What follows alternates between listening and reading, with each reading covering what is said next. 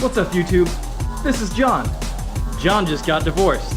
But don't be sad, John's happy because John just bought this.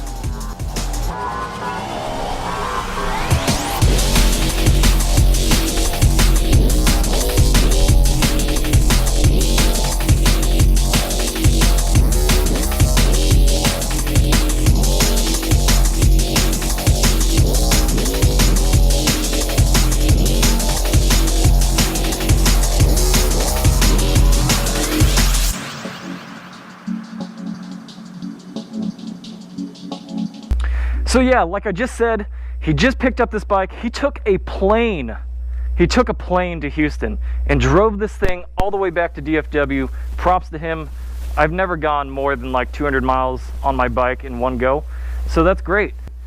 He actually got a pretty good deal on it. It's fully equipped. It is the R1M. It's a 2015 model. It's got low mileage. It's got the SC Project exhaust.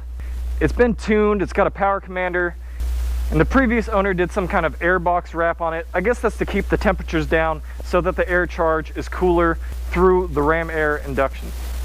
However, he did let me ride it the first night he brought it back, and I thought it felt kind of strange. I really wasn't too impressed with it, but that's mainly because of how the bike felt, how the suspension felt. That's not really the bike's fault.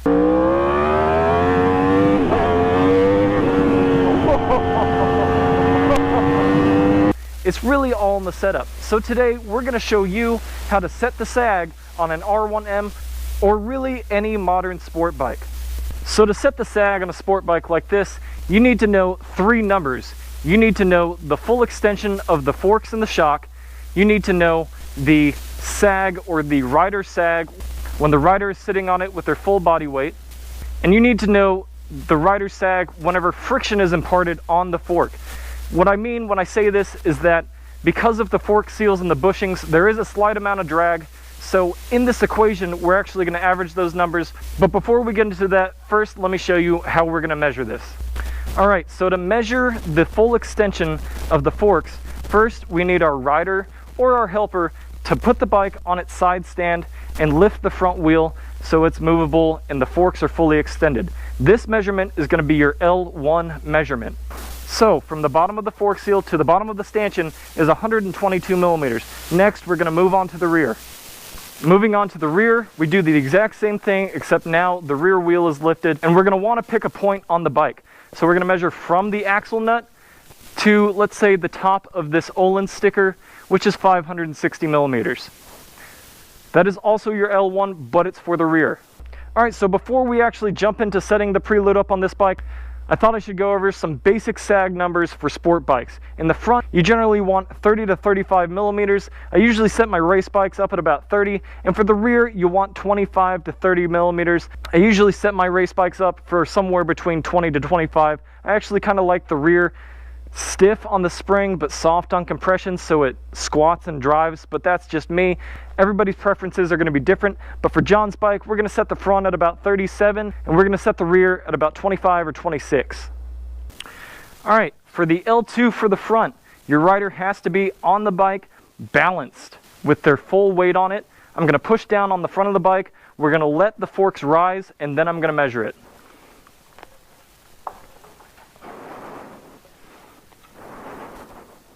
Okay, so the L2 measurement for the front is 78 millimeters.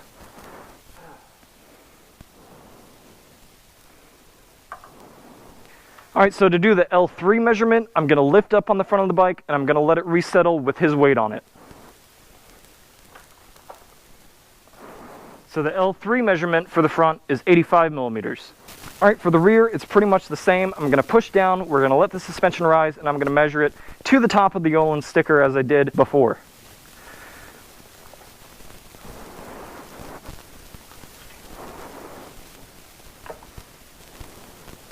So the L2 measurement for the rear is 534.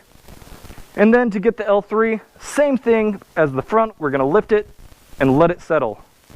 Make sure your rider has got their foot on the pegs.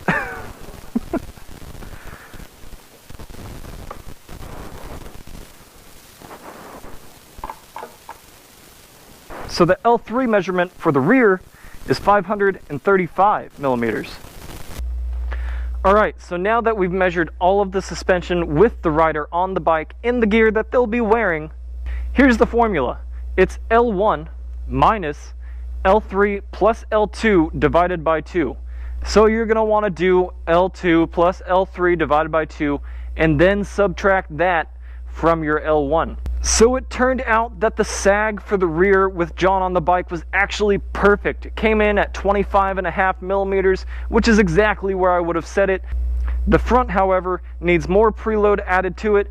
So we're going to count where we're at by backing the preload all the way out to 0 and then adding a couple turns and remeasuring it to try and get the bike to about 30 to 35 millimeters in the front, because currently the sag on the front fork is sitting at about 41 millimeters. That is too loose.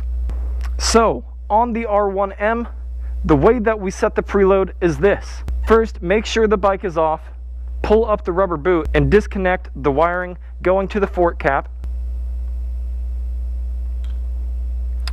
And then these are going to be the adjusters for the preload. So I'm going to back them off and count the turns, set it to 1 turn more than stock, and then John's going to sit on it and we're going to remeasure everything. Alright, so to actually get the preload on the front correct for this bike, for John's weight, I had to give it 2 more turns in the front. So stock is 5 turns of preload in the front, and we had to give it 7 turns. On the rear, it's 4 millimeters of preload, and it actually worked out great for the 25.5 millimeters of sag that I wanted this bike to have. So for John's weight, for John's riding style, this should be great for him on the street. So yes, I know that this is really just setting the preload in this video, and I know you guys probably want to hear about this bike and you want to see it ride and you want to see it go around a track. So if you're new here, make sure you click the subscribe button, because part 2 is going to be coming up next week, where I'm going to take it on a little street ride and I'm going to go do a few laps on the track, and me and John are going to really talk about the bike and everything that is on it. So as always, if you like this video, make sure you click that like button, and if you're new here, make sure you click that subscribe button so you can see more videos like this from me in the future. And as always, do not forget to have a nice day.